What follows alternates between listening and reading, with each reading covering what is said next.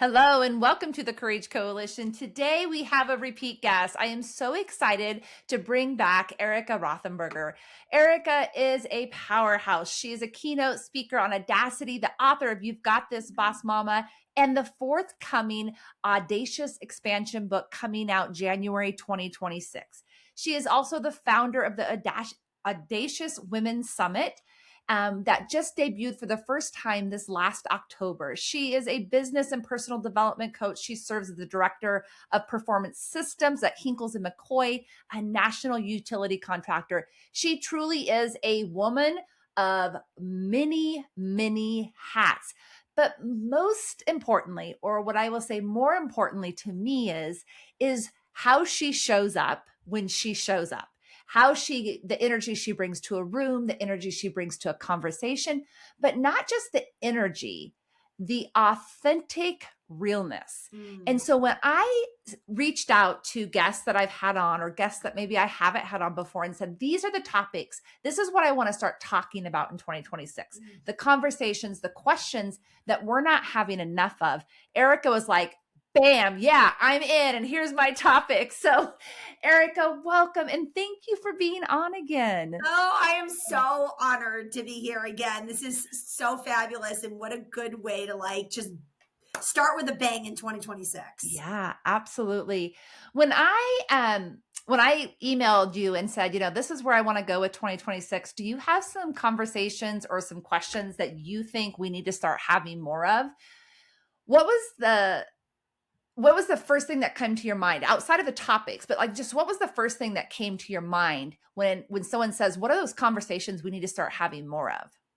Well, my first conversation that I had in my own head before I could even answer what those conversations should look like was heck yes. Actually, it was probably a hell yes. Let's go. I love getting gritty. I love really getting down to conversations where I'll call one of my Audacious Woman Summit. We had a panel and we called it the PG-13 panel. It was the things that we all want to talk about, but yet we sometimes don't have, we're like, ooh, should we go there? Right? Are we going to be stepping on eggshells? And I say, yes, step on those eggshells, because there's many times where I am concerned about should I say this? And sometimes people would say that's when you shouldn't say it. And then it makes me say, listen, if I'm thinking about it and it's bothering me, it's probably bothering my listener, or there's something that needs to be talked about. And I truly believe things that we should be talking about on our PG-13 channel, if I were to turn it, especially for women in, mid-age, I think we should be talking about things like hormones. We should be talking about things like perimenopause and menopause and how that impacts us. We should be talking about not this midlife crisis, but the midlife awakening, that feeling of wanting to do something more and not being afraid to actually say that when you have, the 3.2 kids and the white picket fence and the corporate career, and say, listen, I want something more, and not being afraid to talk about that. Not being afraid to talk about money, right?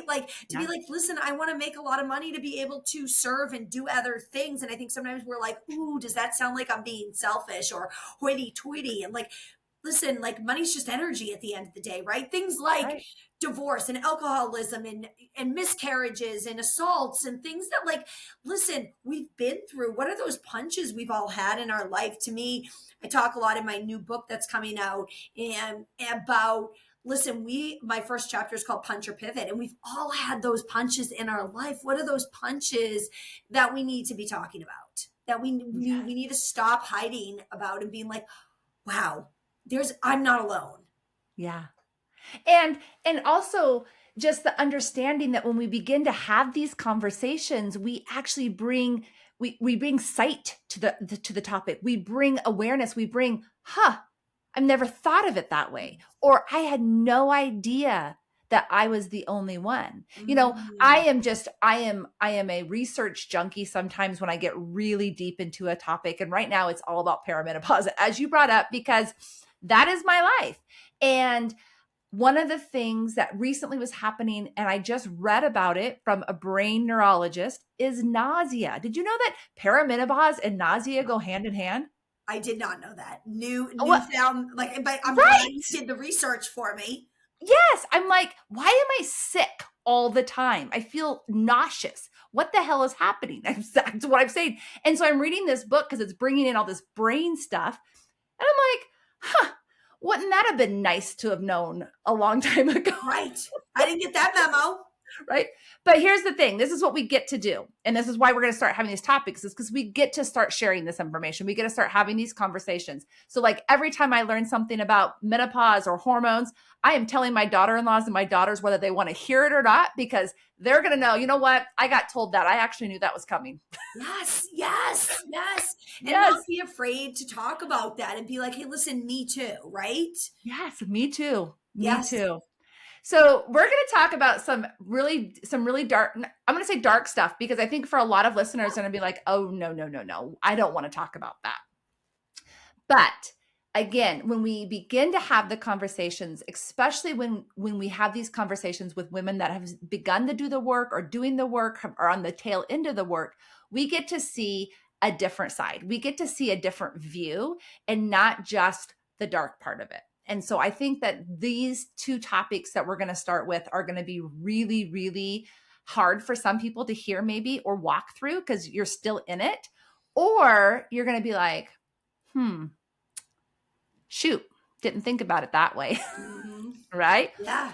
The first thing I want to talk about that you brought to the table is being the child of an alcoholic. So you were raised in a home where alcoholism was a part of your daily life.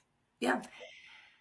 I want you to kind of just walk us through those early years. And I have a couple questions for you that I want to ask, but I really want you to just talk about those early years and maybe like when you realized, this isn't like everybody's house.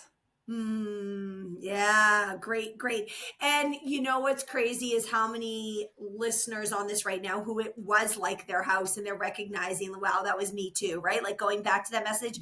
But what I will say is that it is a rampant disease, and I classify it as a disease. Now, let's face it, it's a disease that we choose, right? Like it's not something like cancer or something that shows up, but many people are choosing it, and it is the one substance which is also very glamorized in America. Yes. Easy to get, easy to put our hand on, socially very acceptable. It's honestly, I hear so many people who have decided to not drink anymore. It feels so awkward describing to people why they're not, like, people are like, why are you not having a drink? Like there's almost something like, why are you not drinking water? Right?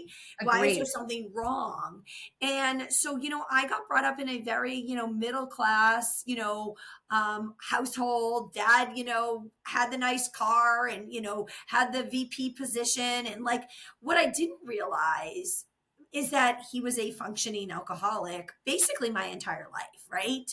And what I did realize, but yet thought it was normal because we as children don't know anything else, was the bouts of anger, the bouts of upset, like when he would get really upset or nasty about something, and recognizing that the bottle was more important than the relationships with his own family. And unfortunately, that's what ends up happening. But I think many times in life, people, and how many people that have reached out to me to talk to me about this topic, are really functioning at a very high level. Yeah. So to me, it was, well, Dad still has the job and he has the nice car and he's able to provide for our family. And Mom is like picking up all the pieces, walking on eggshells. And same were we, when I didn't realize how bad it was until I looked back into like my rear view mirror and I'm like, whoa, like that's not normal. Yeah, absolutely. And when you talk about that, because I think this is just so critical, is that, we hear a lot about our belief systems and when they're formed and all the things, but those times of your life of learning that as long as you walk on eggshells, you'll be safe. Just stay away from the explosive people, right? Yeah. Protect yourself, walk on, be a good girl, right? Like that's always a good one. Be a good girl, be quiet. Yeah. And do all the things. But what we don't realize is those aren't beliefs that we easily understand are reversible or changeable because they are our truths. That's all we've known. we've known that this is how we stay safe. This is how we're accepted. And even if it's your family, you are accepted into your family, right? There's a dynamic there. So how do you believe those early beliefs formed for you, and and how you had to later unlearn them? Mm. So I'm going to answer your second question first. I don't think you Okay. ever truly unlearn them, right? Like I do Okay. believe that there's behaviors that you now recognize and you're cognizant. If anything, you're more alert about them, but I don't think you ever undo that. And the studies, and speaking of research, of what you learn before, I think it's the age of 6 or 7, Okay. is really like so much of who you are for then the next 90% of your life, right? Yes. And so to me, at a very young age, I learned just to, be a good leader and do this and show up and overachieve and be good at sports and get the good grades and make sure the house is clean. And anytime like there was tension between mom and dad, like just produce, right? And Okay. achieve. And Mm. now 4 decades later, I recognize that achievement is still a drug of mine, right? I was a firstborn, I Mm. was an Aries, I was a daughter of two parents who were alcoholics. And you study Al-Anon, or you start going to Al-Anon, you realize, wow, like you are taking on a lot of the traits that are very you know identify very well with, first of all, the firstborn, but second of Yeah. all, a child of an alcoholic just wanting to fix it, wanting to Yeah. make, God forbid, especially, when we look at generations, to talk about it. Right. 30 Right. years ago or 20 years ago, it just wasn't socially like okay, right? Like you did not Right. admit that you had a parent that was like that. It's funny that you say that, because I was recently having a conversation. I don't know if it was with myself on a solo cast or with someone else, who knows. But I was talking about just this specific thing, because I grew up in the 80s. And if anyone remembers the 80s, it's big hair, big sex, big drugs, big money, big everything, right? It was just big. But I was raised in a home with a mother who was a homosexual. And one thing you did not talk about in the 80s, in the height of the AIDS epidemic, was homosexuality. Absolutely unacceptable. And so you learn to hide, you learn to shut down what is real, because it's not accepted by our culture. Yes. Yes. And you and I talked about that before we even got on, about like how we push these things down and we repress them and we pretend like, okay. So again, what ends up happening to, whether it's a parent of an alcoholic, someone that had a parent who was homosexual, whatever it was, is that, hey, listen, how else can I create a distraction? Right. And it's Yeah. either, hey, listen, I'm going to get myself in trouble. I'm going to overachieve. I'm going to do this. But if I don't have to worry about what's there and I can just push it down, well, maybe no one will know. Right. And to Yeah. me, that was like, hey, listen, let's create this facade. And I would see my mom throw these dinner parties and, the backyard looking meticulous and the birthday parties being perfect. And what I grew up thinking is, well, you don't tell anyone about this. Right. Just, yeah. And especially in our parents' generation, it was like forbidden Yeah. to, Just keep putting the mask on. Keep putting the yes. mask on. So Yes. I think divorce rate, like they say, divorce rate is so much higher. I think it would have been the exact same rate back Yes. then. It's just no one did it because it was socially unacceptable. Absolutely, 100% agree with you. The I don't only think that reason, like yeah, anything changed. Like I know like moms went back to work and people say that, like, and yes, I think there's a factor that attributes to that. But if anything, I think it was more so just that you don't talk about it. yeah, absolutely agree with you there. So one of the things I hear you saying is that you controlled the situation with performance. So your relationship with control is, or what I hear you saying is that that's what kept you Mm, safe. When I say safe, I mean it like accepted, right? You're socially accepted because you controlled what people saw, what yes. people thought. And Yeah. that's what you were taught. And so the second topic you brought to the table is eating disorders. Mm, And when I think of eating disorders, I think of control. And mm, I think of control for a different reason. And I'm going to share this really quick because I think it's important for people to hear this, is that through the 15 years of foster care that we did, the number one behavior we saw in children, very, very small children, you guys, you think, oh, a child's hungry, they're going to eat. But when you're raised in an environment where you can't control anything, one of the first things you begin to control is your food. And that could be hoarding, but it also could be just refusing. I'm going to refuse it because I can. At least I can control this one thing, right? So this is a behavior that doesn't make sense when we're sitting there on the outside thinking about it. But from a neurological safety, like how can I control what's happening in my life? It is actually one of the number one things children will choose to change. So I would love for you to walk us through your story with eating disorder and how you feel like it related to control or lack of control. And at what point you actually even understood that. Oh, yes. This question has so many layers. It's, like a 10 layer lasagna that we could dissect here.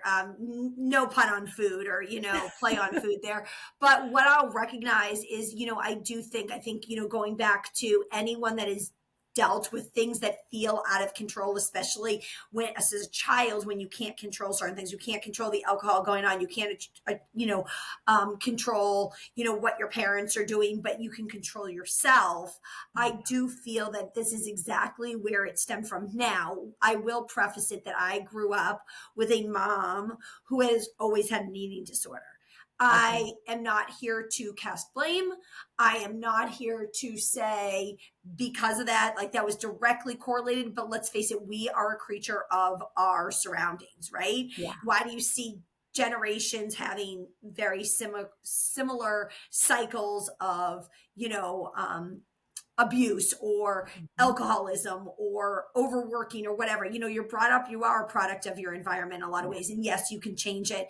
But I got brought up that being thin and, being a certain size was socially, very acceptable and admirable, right? When people would talk about her, and growing up, thinking like as a little girl, that's who you look up to, your mom, you know what I mean? And thinking like, well, that's what I'm supposed to look like, right? Right. And so I think inherently it was kind of planted at a young age to say, okay, well, this is what it's supposed to be like. And I will say that I don't think it was ever, and I don't think most people who go down that slippery slope, and I'm not ashamed of it. I'm not proud of it. I'm just, hey, it's part of my story, right? Yeah. And it started in a time in my life when I was in high school and things at home were really, really rocky. And I could not wait to go away to college to escape. But in the meantime, I was like, listen, I can't control that. I know my parents' marriage is horrible. I can't control the alcoholism with both of them. I can't control the anger issues. And there was a lot of other layers to it, but I can control myself. And going back to the example you gave of the foster children, right? Like they had nothing else that they can control. And hey, listen, again, an overachiever, like, hey, listen, I'm going to forget about this. But it started out with really thinking, hey, listen, I just want to be a smaller size, selfishly, right? I was a junior in high school. Like I didn't think of it like, oh, I'm controlling an issue to answer your question.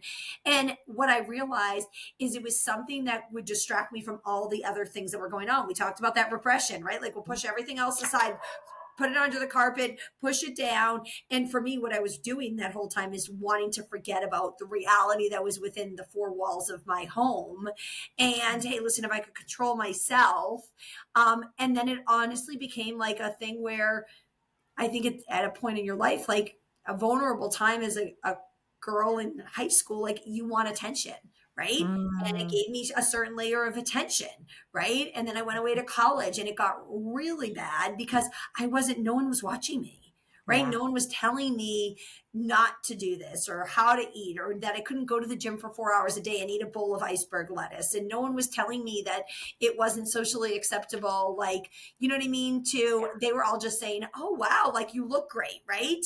And inside I was so weak. And inside I was like just killing my body, my hair, my skin, my teeth. And I remember my parents coming that freshman year to see me. And, most kids, it's, the freshman 15, I had lost 18 pounds in in just a Wow. matter of like the first 6 weeks that I went away to school.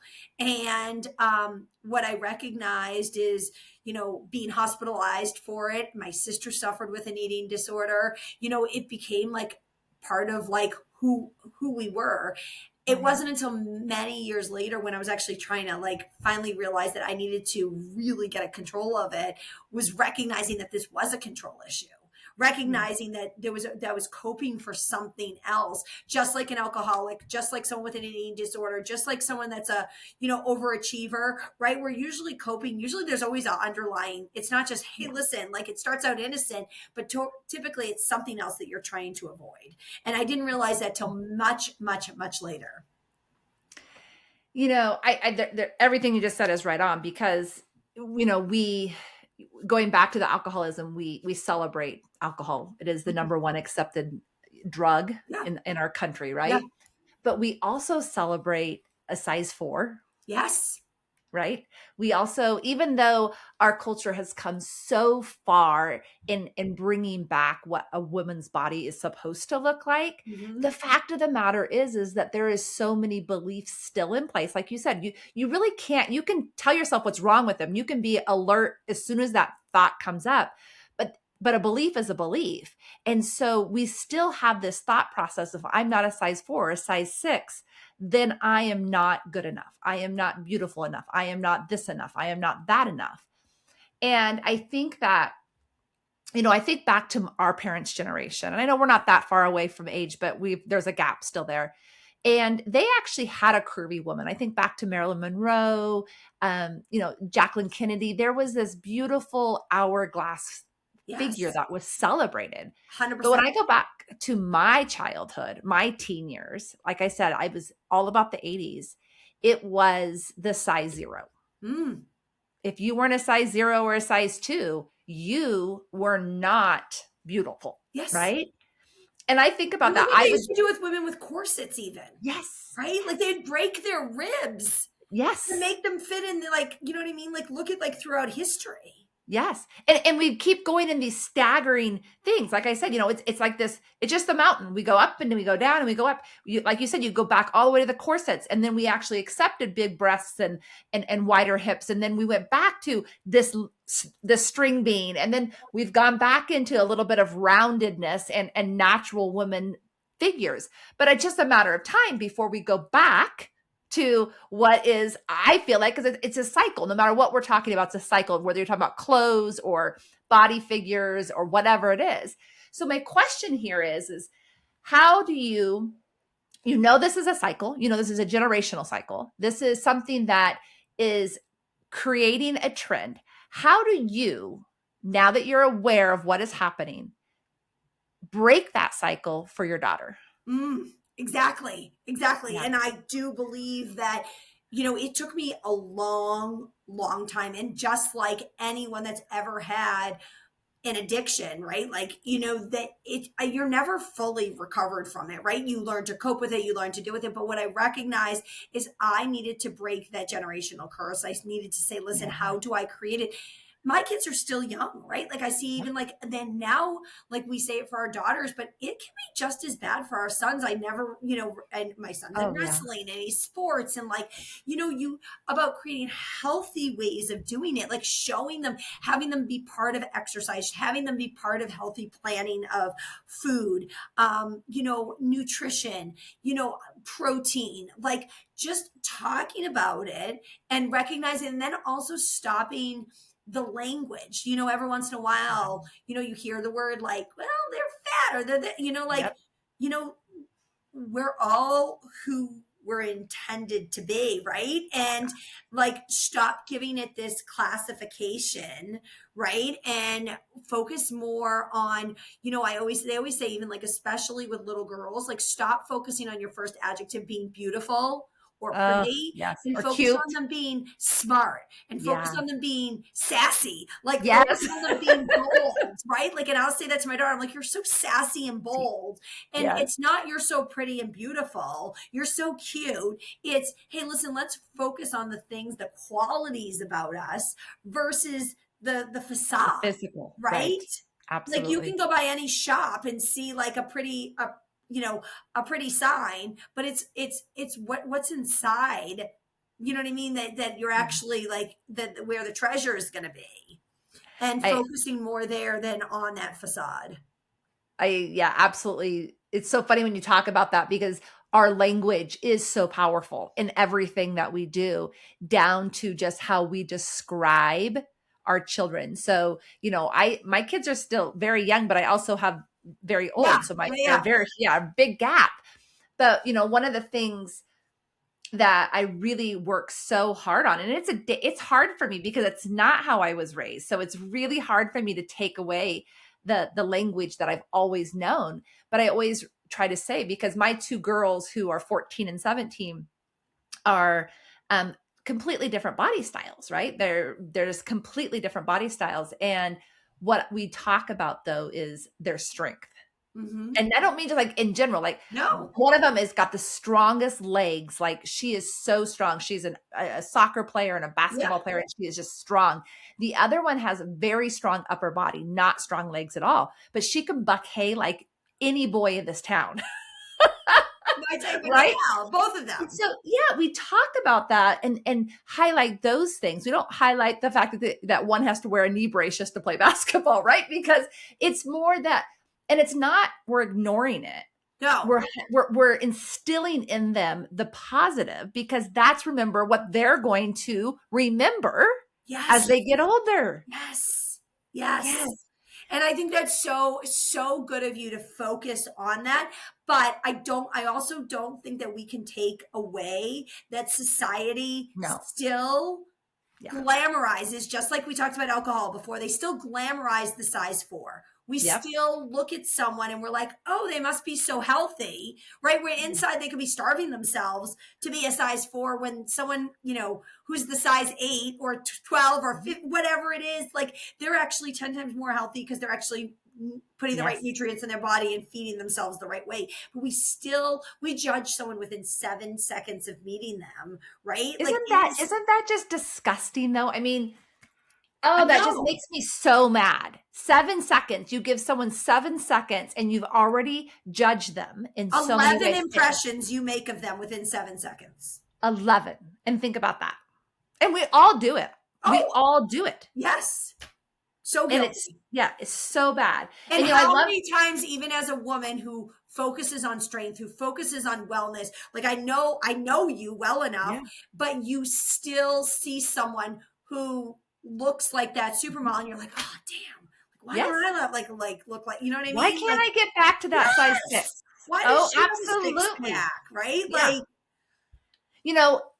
I don't know. It's been probably a decade, and I'm not even going to remember the pharmaceutical company. This is probably the only time you're ever going to hear me say anything positive about a pharmaceutical company, but I'm going to say it. They had a commercial, and it was a high blood pressure commercial. So whatever drug it was, I have no idea. But the commercial was this beautiful, societal, gorgeous woman walking down the red carpet. She had a long dress on. She was a size 4, all the things. And it said something like, what's on the outside isn't necessarily what's on the inside. And she had she had cholesterol out of the world, but she was the perfect person on the outside. And that's exactly what we're talking about, what you said right there. And that commercial still sticks with me, because I'm like, there is nothing more true. I am healthier today than I've ever been, including when I was a size 4 or 6 or whatever. Yep. But I'm not that size. I know. But you remember that commercial, but how many times do you actually see like marketing willing to take that risk? Or, Never. it's still so glamorized. Like for every one of those commercials, there's like probably 100,000 that aren't put in that light, right? If you haven't, like, honestly, do you remember one since you saw that commercial, I don't know, 2 decades ago, right? Right. No, and the answer is no. And like I said, and especially from a pharmaceutical company, absolutely not ever going to happen. But look at even Barbie dolls that we all grew up with, right? Our generation, right? Like, and what their actual dimensions were, like honestly, physically almost impossible to have those, like, you know what I mean? Like that size waist with that size, like chest size and all of that. And yet we still looked at it and like, that was what the doll you were supposed to play with as a little girl. Absolutely. Supposed to. And worship and love and Yes. cherish and all the things, right? And so, yeah, it is a very, very teeter-totterish type of subject because you're right. No matter what we teach at home, there is an impact from whether that's friends or our society, the magazine, the social media they're looking at, if they're allowed, all the things. And, you talk about going away from college and yours was untampered then. No one was there to watch you. And Yep. my 17-year-old, that is her story this next year. She gets to go to college if that's what she chooses. And that is my only fear. What will she be exposed to? And then me not be able to watch from the sidelines. Because I am not a helicopter mom. I am one of Yeah, of those course. moms that just let them choose so much. But I always have eyes, right? And Yes. the eyes not being there is the scariest part of a parenting. Yep. And I think with the relationship, just watching you that you've created with your children to have open communication and knowing they're going to want to talk to you about those things when they start going down those slippery slopes, that, Yeah. you know what I mean? And not wanting to hide it. And I know for myself, it was all about how could I hide it, to the point that I remember going back my freshman year after my parents like sat me down. We're like, you're not going to go back to school unless you start getting weighed in by the nurse every week. And I would have to go there, and this is in my book. I talk about putting ankle weights on my ankles. So when I went there, it didn't look like I had lost any weight. It actually looked like I had gained some. Like, that's what, like, and it's like to that point that everything was so secretive that I didn't feel Yeah. comfortable enough even talking about it and realizing that it was an issue. And I think the more we educate our sons and daughters on it at an early age, like, listen, this is, unfortunately, you know what I mean, this is going to happen to someone that you know in college. It's going to Yeah. happen to someone. If we're talking about it and saying, listen, there's other ways and other healthy outlets for this. But going back to the core issue, and the core issue was not the eating disorder, was not the size 4. The core issue is that emotionally I wasn't feeling okay. And I think Right. we have to talk about like that epidemic of like loneliness and emotional wellness versus just the physical side of it, or the number on the scale, or the size of the pair of pants. And I think so often we're not curing what the real core issue is, and talking about that loneliness is one of the biggest epidemics we have right now. And honestly, like when you say that, it just takes my breath away a little bit. I think it's been one of the core epidemics of everything that we've talked about thus far. When we go back and talk about alcoholism and not being able to talk about it, it was because you were afraid of being not accepted. And then what that loneliness looks like, we have to remember one thing, you guys, and that is that the number one human need is acceptance. Mm-hmm. And that's acceptance means not being lonely. That's all it means. It means having a core group of somebody to share with, to cry on, to laugh with, to share memories with. That is the key to not being lonely. And so if you don't fit into the little box, you risk losing that number one need. And we ask ourselves, why can't they just stop? Why can't they just stop getting sick, or start eating, or quit drinking, or quit shooting up, or whatever it is? Because we haven't addressed their need to be seen and accepted as they are. Those go back to those beliefs that we haven't experienced, but yet we're judging them. Yes. Those 11, we just judged them 11 times, right? In 7 seconds because of our own experiences, but our own experiences are nothing like theirs. Right. And even within the same family, Yes. I am one of 5, and 2 of my 5 siblings have drug and alcohol issues. Mm-hmm. Same raise. And I say same raise because the three that me and the 2 were raised in the exact same time. My brothers were a little bit later, but we were raised in the exact same time, the exact same situations, the exact same experiences, the same divorce rates, all the things. Yeah. And how did it turn out so differently?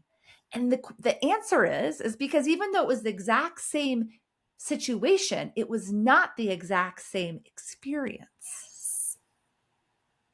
And Yes. that is that emotional well-being that you're bringing up, because how I received one thing is not how my sister received it, is not how my brother received it, and it's sure not even how my mom received it. Mm-hmm.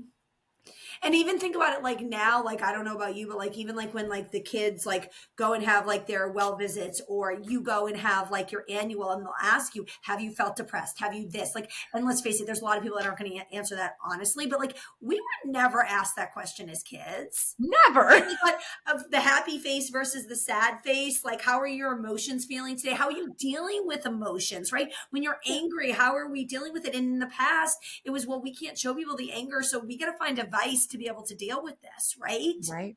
And that Right. emotional Absolutely. trauma, like it wasn't openly talked about, like, or like to me, I'm proud that I go see a therapist. I'm like, to me, it's one of the best things you can do for yourself is to say, listen, right? Like if I wanted to get the six pack at the gym, I'm going to go to a personal trainer, right? Like if I want to like get better at skiing, I'm going to go work with a ski coach. Like why are we afraid to say, hey, Yeah. listen, if I want to get better to be the best mother and wife and, entrepreneur, like from a emotional standpoint, I need to work on that for myself too. Because if it doesn't start here, how can I give that to other people?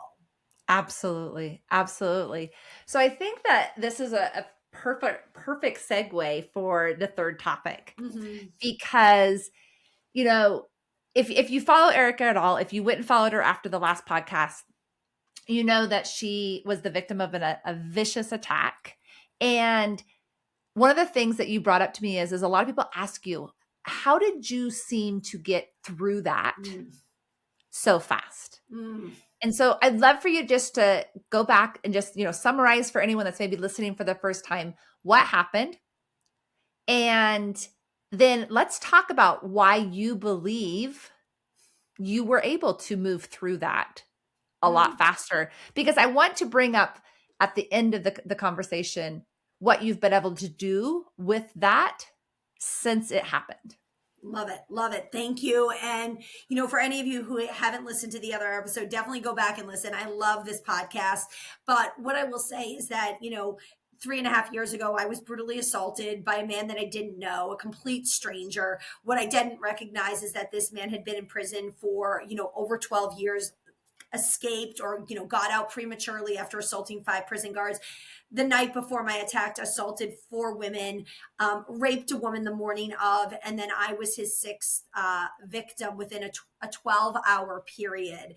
A man I had never seen before who, showed up in my work parking lot, punched me straight in the face, grabbed me by the hair, ripped me that asphalt pavement, beat the living shit out of me, and proceeded to strangle me, right? And I could go on and describe, all the ins and outs, but that's not why we're here. We're here to remind everyone that listening to this, you've all had a punch in your life, whether it's been a divorce, whether it's been a physical punch that has happened to you, whether it's been in the eating disorder or the parent that's an alcoholic. Like we've all had layers and layers and layers of trauma that have happened to us. And it's statistically that we are not going to ever be like without that in our life. Like we as Right. adults are going to have trauma.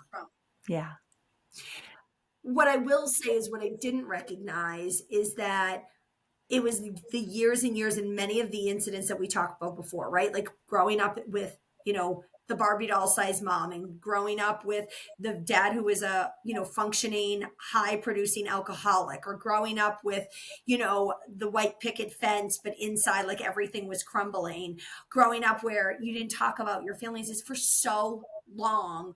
I learned to stuff it down, to push it down, to forget about it, to push it aside, to not walk through it, to allow the fire to burn around me or within me, and do everything that I could to keep it okay.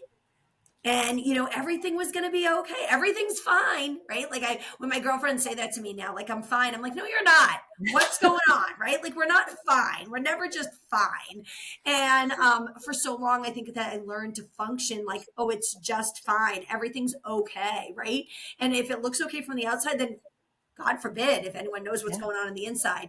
And what I didn't recognize is that punch that day, and what has happened now 3.5 years later, through trials, through tribulations, through 11 actual trials, and just about 3 months ago actually getting final verdict, with and fighting for a law to be changed. What I didn't realize is that I was actually being set up in so many ways by the universe to recognize that all of that trauma that had happened to me was actually building this muscle of resiliency. So when I actually had this punch, this life-changing moment, which everyone on this like listening and will have one if you haven't already, then you recognize that it's everything, all the work that you've been kind of doing before that. And what I didn't realize is that punch released all those areas in my life where I'd been pushing and forgetting and wanting that trauma to disappear for so long. And it wasn't until sitting in one of my first therapy sessions and the therapist, who no longer is my therapist, but I will never forget this, and this is in my book too, she asked me to draw a house. And I was like, I barely was functioning at this point. I'm like, listen, I just got brutally attacked. Why the heck do I feel like I'm in second grade and you're asking me to draw a house? The whole point of her exercise, and I'll never forget this, was when she asked me to describe the basement. And my basement, when I described it to her, was dark, was full of stuff, was dreary, was cold and scary. And she related that back to my past. She goes, well, that's all the things that you haven't dealt with. Like a light bulb moment, being like, holy, like, oh, yes. Like, this is the God, this is the universe. Like, they're trying to like tap me to make me deal with all of that stuff that I'd been repressing. Yes, I had to deal with the actual physical punch, but it was actually the years and decades that I had been pushing so many other things away. I mean, it's so sad that we have to always go through something so traumatic to actually open it up, crack it wide open. But at the same time, so beautiful because, I think we as a culture tend to be like, well, just my life sucks and everything, I was never right. It's always this, it's always that. But it's truly how you look at it. But we have to experience so much of it to be able to look back and say, wow, now I can see it. Right? So you came through it, but what people maybe don't know is Erika actually went on to change legislation in her state because strangulation was actually not a felony, which is mind-blowing to me. Mind-blowing to me. So tell me what you felt when you first heard that. That would have been soon after the attack, I'm assuming. Yeah, still to this day, I'm like, I don't get it. Like, can you read that to me again? Like, can you read that verse? Like, send me the actual words. Like, you must have read a word wrong. You must have like transposed a sentence. Like, I don't understand, like, someone that's a stranger that strangles you versus someone that strangles you would have a different outcome, like, of what the severity of the consequence would be. Right. It makes no sense. Makes no sense to me. I'm like, you're cutting someone's airway off. Like, it is, like a form of, murder. Like, right. It's, yeah, absolutely. You intent to harm. It is intent to harm. There's no ifs, ands, or buts. If you are taking their air from them, you are intending to harm them, period. Yes. So when I heard this, I'm not going to lie. And still to this day, when I actually read the words, I'm like, this, like, who was writing this and who thought this was okay? And so it was my mission, which I'm still working through. The final ink has not dried yet, but we are very close to get this law changed in the state of Pennsylvania that when you do get strangled by a stranger, that it does become, not a misdemeanor. It actually becomes a felony. Because right now, if you get still to this day, until the ink dries, if someone were to get strangled today in the state of Pennsylvania by a stranger, it is 1 to 3 years in prison versus up to 20 years when it is someone that you know. And it doesn't need to be like someone you're married to. It doesn't need to be like a platonic like relationship. It just could be someone, it could be you strangling me, right? Like that would be the severity of it. And really it goes back to domestic violence. And I get that, right? Because usually if you're a victim of domestic violence and you've gotten strangled twice, your likelihood of dying is 70%. Wow. Wow. So, and So that's, they that's why the repeated. law was That's why the changed. law had put the emphasis there, and I get that.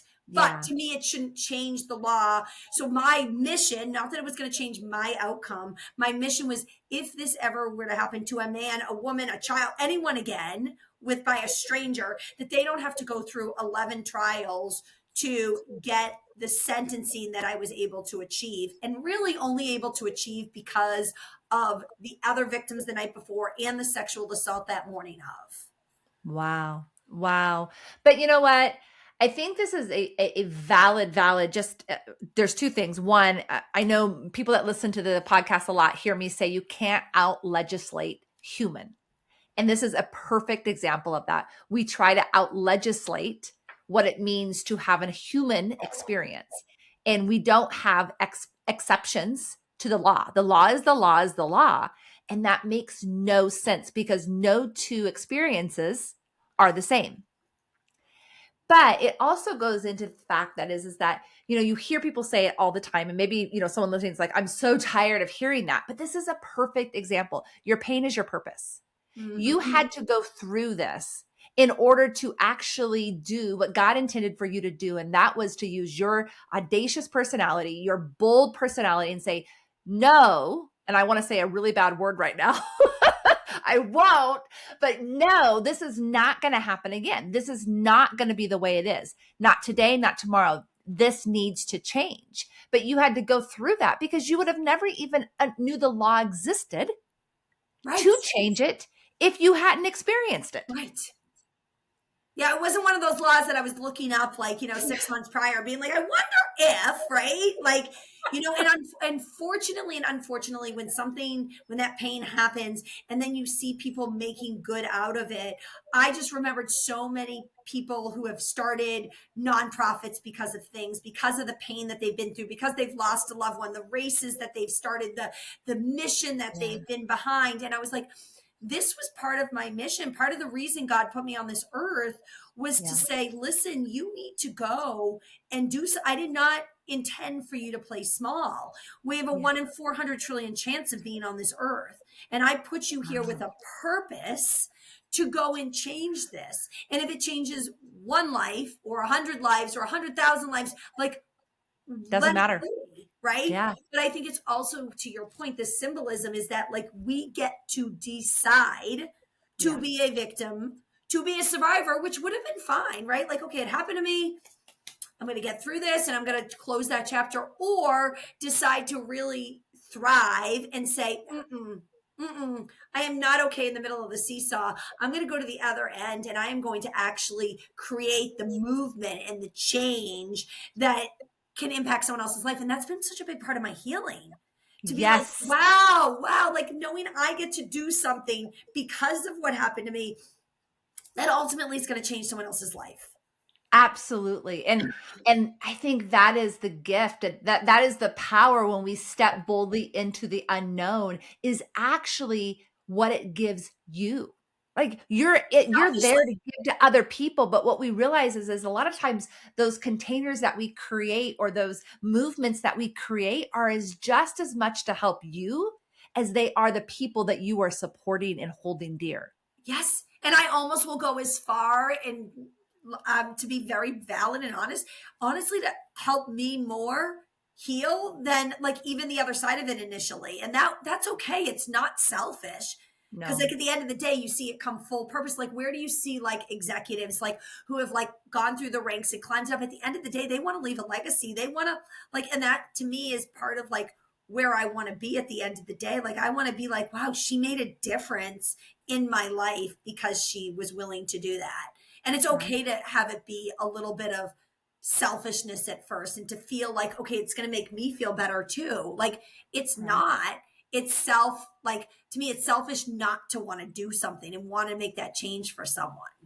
Agreed. Absolutely. And, I've been re-looking at the word selfish a lot lately, and it's what if it's just purposeful, right? It's not necessarily selfish. It's purposeful. You purposefully want to change your own life, but in the ripple, you are also changing that of what other people's lives look like. And maybe it's those victims, but also it's those watching. And I think that's what we forget about. You said there's 1 in 400 trillion chance for you to be alive on this planet. And that is an insane statistic to me, right? Insane, mind-blowing statistic.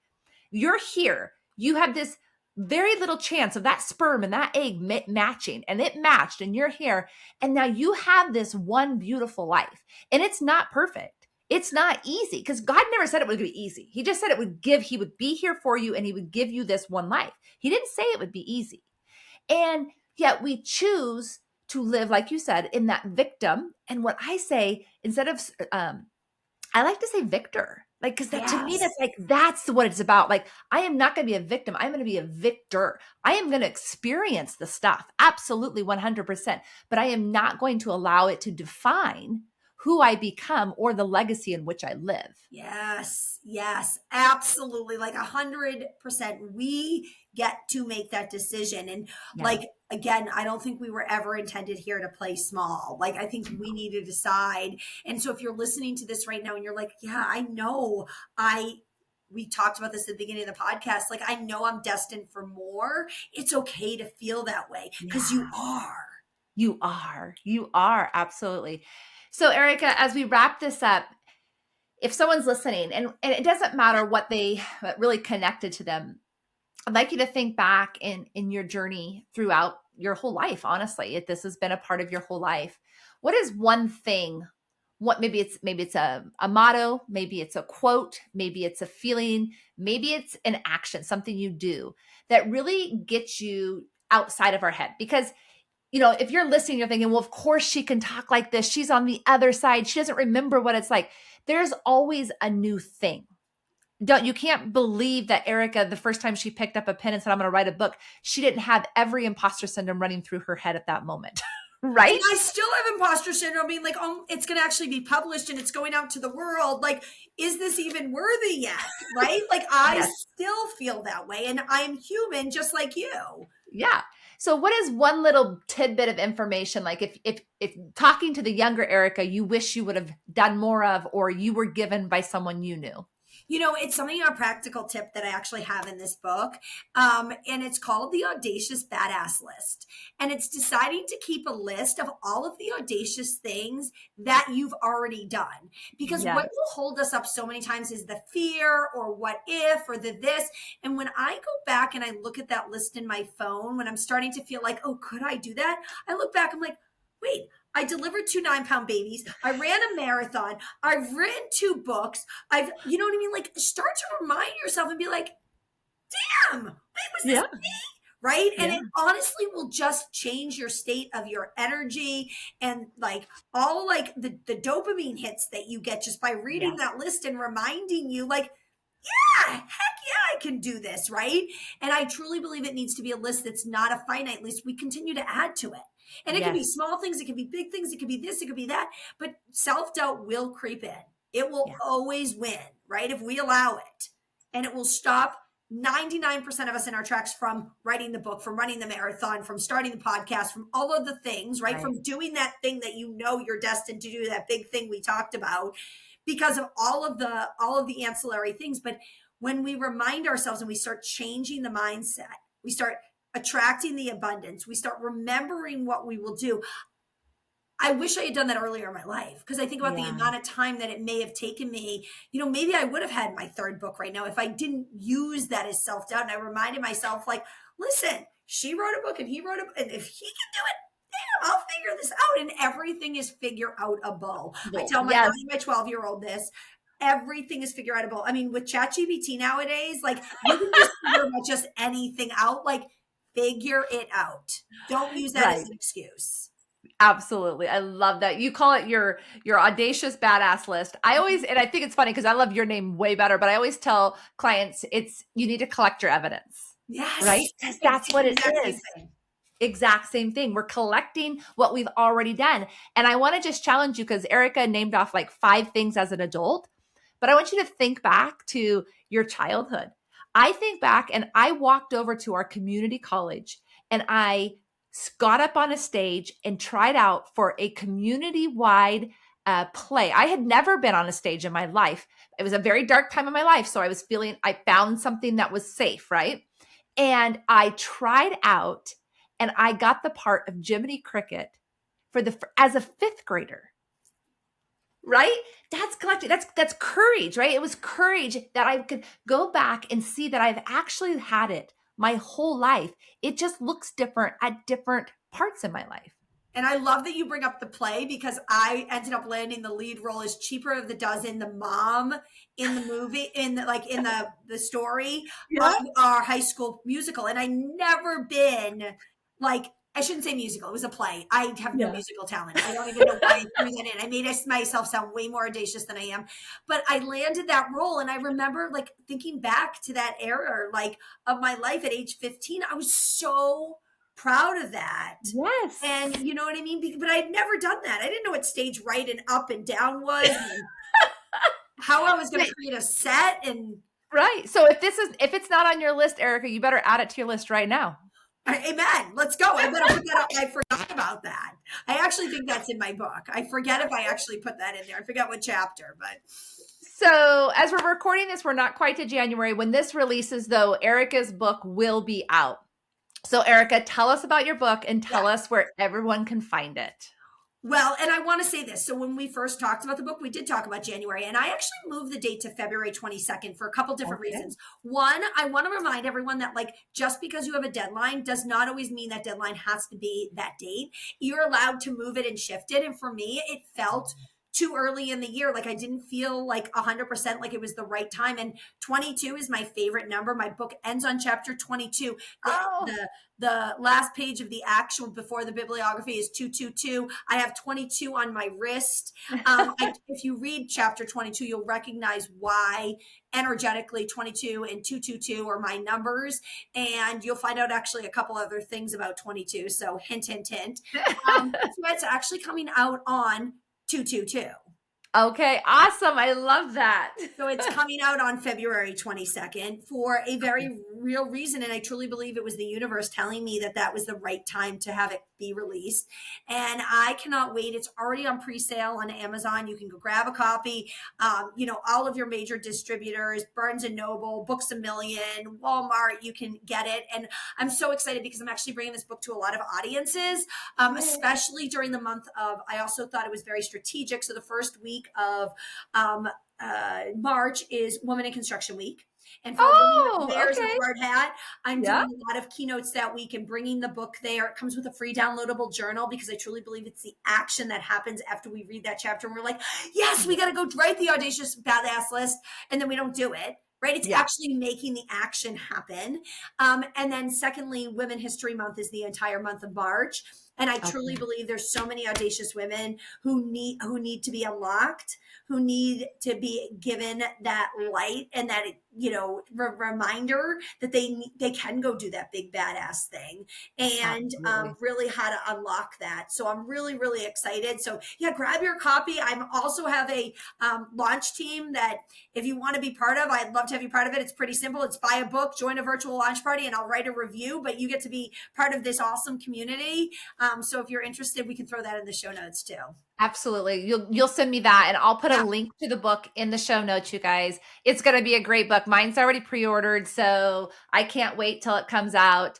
It's going to be a great book. So I am just so excited and just so blessed and grateful, Erika, to have you in my life, to know you, to know your energy, and just thank you again for being here and so vulnerably, authentically sharing every time you come on. Oh, well, thank you. I honor you for the space you've given so many of your guests to be vulnerable and to feel 100% comfortable talking about, quote unquote, those PG moments, those uncomfortable moments that are going to be the ripple impact to the one listener on this or the 100 listeners or the 1,000 listeners who are going to go and take action because they heard this podcast or one of your other fabulous podcasts. So I honor you. Thank you. You guys, if something touched you here, remember to share it, download it. You never know the person that you share it with, who it's going to impact. And as I say every episode, love you, mean it. Until next time.